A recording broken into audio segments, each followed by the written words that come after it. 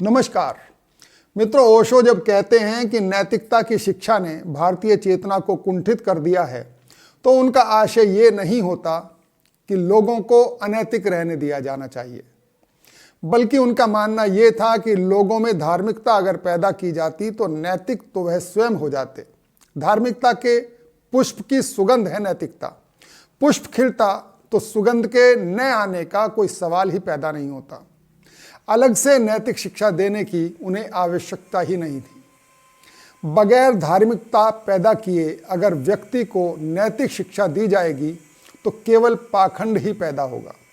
ये सोचना बिल्कुल भी सही नहीं है कि अब के लोगों की तुलना में पहले के लोग बड़े नैतिक और धार्मिक हुआ करते थे। लोग हमेशा से ऐसे ही होते आए हैं। अच्छे बुरे लोग हर काल हर युग में होते ही रहे हैं।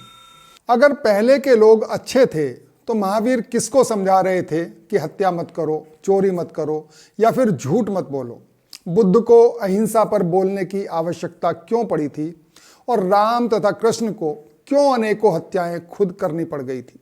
अगर लोग अच्छे थे तो इतने बड़े बड़े शिक्षकों और अवतारों की आवश्यकता पड़ी ही क्यों? मित्रों, अगर दिए जलाए गए थे तो इसका आशय यही है कि अंधेरा रहा होगा।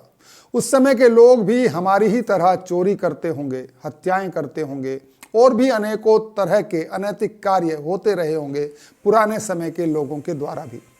अगर वे अनैतिक कार्य नहीं करते तो प्रवचन क्यों दिए जा रहे थे उन्हें? इस जिज्ञासा का समाधान भी ओशो ने अपने प्रवचनों में किया था कि क्यों हमें ऐसा प्रतीत होता है कि पहले के लोग अच्छे थे और अब के बुरे। वह बताते हैं कि इतिहास चुनिंदा लोगों को ही ध्यान में रख पाता है। बुद्ध, महावीर, राम, कृष्ण और उनसे संबंधित कुछ लोगों को तो हमने याद रखा, लेकिन उनके समय के बाकी लोगों को कहाँ किसी इतिहास में स्थान मिला। अतः केवल महान लोग ही याद रह पाने के कारण लगता ऐसा ही है कि पुराने समय के लोग कितने अच्छे होते थे।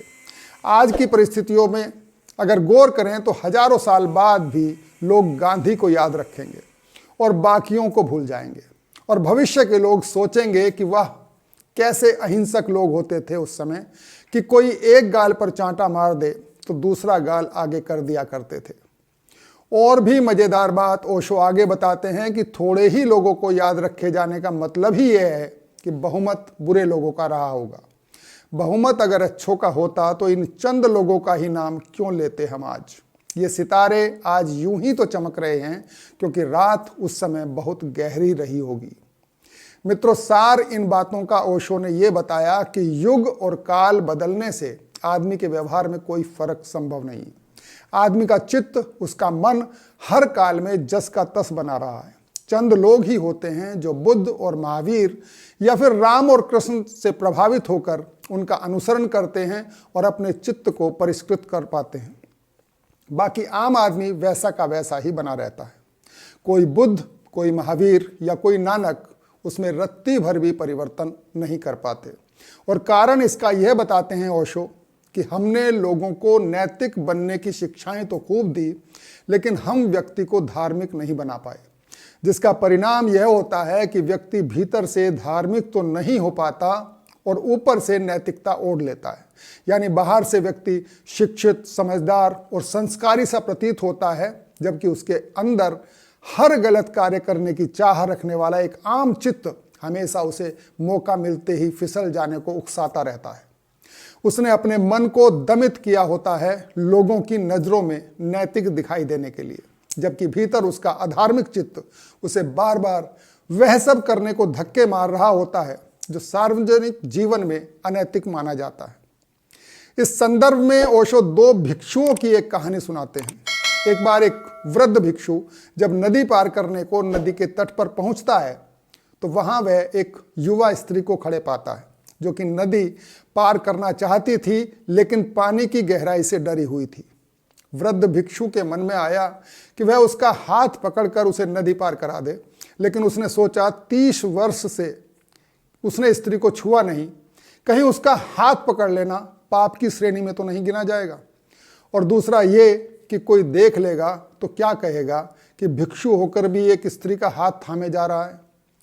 मन में ऐसा विचार आते ही उस वृद्ध भिक्षु ने स्त्री की ओर से निगाहें फेर ली और नदी में प्रवेश करने लगा। उसके मन में तर्क वितर्क चलने लगे। एक मन कहता कि पार करा ही देता तो कौन सा पहाड़ टूट पड़ता, तो दूसरा कहता यह तो घोर पाप हो जाता, वर्षों की साधना भंग हो जाती, गुरुजी क्या कहते उन्हें पता चलता। तो तभी उसने देखा पीछे से आ रहे एक युवा भिक्षु ने उस युवती को अपने कंधे पर बैठा लिया और नदी पार करने लगा। वृद्ध भिक्षु कनखियों से उन दोनों को नदी पार करते देखता रहा और उसका मन उस युवा भिक्षु के प्रति द्वेष से भर गया कि इसने ऐसा क्यों किया। जैसे तैसे दोनों ने नदी पार की। किनारे पर उस युवा भिक्षु ने स्त्री को अपने कंधे से उतार दिया। स्त्री अपने रास्ते हो ली और यह दोनों भिक्षु चुपचाप अपने आश्रम की ओर बढ़ने लगे। वृद्ध भिक्षु कहना तो बहुत कुछ चाह रहा था, लेकिन क्रोध और जलन के कारण पूरे रास्ते कुछ न कह सका। लेकिन आश्रम के द्वार पर पहुंचकर वह रुका और युवा भिक्षु से बोला, तुमने ऐसा पाप क्यों किया? मैं गुरुजी से सब कुछ साफ साफ बताऊंगा। युवा भिक्षु ने पूछा, कौन सा पाप किया मैंने? वृद्ध ने कहा, उस स्त्री को अपने कंधे पर बैठाने का। युवा भिक्षु मुस्कुराया और बोला, मैं तो उसे कब का अपने कंधे से उतार चुका हूं, लेकिन आप उसे अभी तक अपने दिमाग में लिए घूम रहे हैं। ओशो बताते हैं कि काम, क्रोध, मोह, अहंकार, हिंसा यह सब कोई बीमारी नहीं बल्कि बीमारी के लक्षण मात्र हैं, जबकि नैतिकता हमें इनका उपचार सिखाती है। वह काम और क्रोध पर नियंत्रण करने की शिक्षा देती है, मोह त्यागने और हिंसक न होने के लिए प्रेरित करती है। यह बिल्कुल ऐसा है जैसे बुखार होने के कारण गर्म हो गए शरीर को हम ठंडा पानी पिलाकर ठंडा करने का प्रयास करने लगें। यानी बीमारी तो बुखार है, शरीर की गर्मी तो मात्र उसका संकेत भर है, और हम उस गर्मी का ही उपचार करने लगें तो बुखार और बढ़ ही जाना है। ऐसे ही काम, क्रोध, अहंकार, मोह आदि सब लक्षण मात्र हैं। असल बीमारी तो आत्म अज्ञानता है, स्वयं के भीतर की चेतना से परिचय न होना है। नीति लक्षणों का उपचार करती है और धर्म आपकी असल चेतना से परिचय कराता है। स्वयं से साक्षात्कार हो जाए, स्वयं को पूर्णता में जान लिया जाए, सब में स्वयं को और स्वयं में सबको देखने की धार्मिकता व्यक्ति में पैदा हो जाए, तो उसके अनैतिक रह जाने की संभावना ही शेष नहीं रहती। बाकी नैतिकता आप उसे दुनिया भर की सिखा दो, लेकिन धार्मिकता से उसका कोई परिचय न हो तो उसकी नैतिकता मात्र एक पाखंड ही होकर रह जाती है, जैसा हमेशा से होता आ रहा है। अतः शिक्षा धार्मिकता की हो, नैतिक तो लोग स्वयं हो जाएंगे। इसके साथ ही आज की बात समाप्त करते हैं। कल फिर मिलेंगे एक नए विषय के साथ। तब तक के लिए आज्ञा दीजिए। नमस्कार।